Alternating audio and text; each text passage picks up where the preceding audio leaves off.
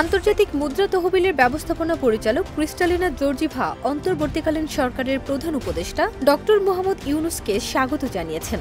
একই সঙ্গে বাংলাদেশের অর্থনৈতিক সংস্কার ও অন্যান্য খাতে IMF আরও ঋণ দেওয়ার আশ্বাস দিয়েছেন। সেজন্য বাংলাদেশে একটি টিম পাঠিয়েছেন সংস্থাটি।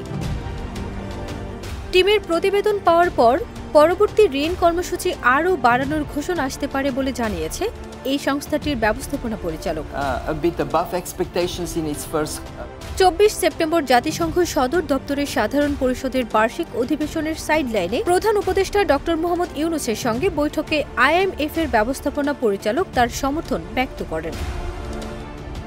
বৈঠকে জর্জিভা বাংলাদেশের সংস্কার উদ্যোগে সমর্থনের প্রতিশ্রুতি দিয়ে জানান, বিষয়টি নিয়ে স্টেক হোল্ডারদের সঙ্গে আলোচনার জন্য ঢাকায় একটি দল পাঠিয়েছেন তারা। ঋণ কর্মসূচি দ্রুত করতে IFM কাজ করছে। তিনি বলেন, IMF একটি দল পাঠিয়েছে, এই মুহূর্তে তারা ঢাকায় রয়েছেন।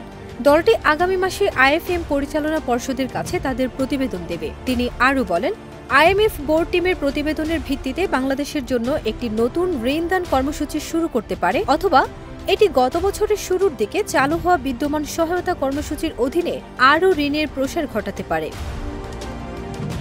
এ সময় সভায় জ্বালানি, বিদ্যুৎ ও পরিবহন উপদেষ্টা ফাউজুল কবির খান ও ডক্টর দেবপ্রিয় ভট্টাচার্য উপস্থিত ছিলেন। প্রধান উপদেষ্টা বলেছেন, আমরা আমাদের সম্পদের হিসাব। উপদেষ্টা ফাউজুল কবির খান IMF প্রধানকে বলেন, অন্তর্বর্তী সরকার বিদ্যুৎ ও জ্বালানি খাতে অপরাধের স্থাপত্য ভেঙে ফেলার কাজ করছে।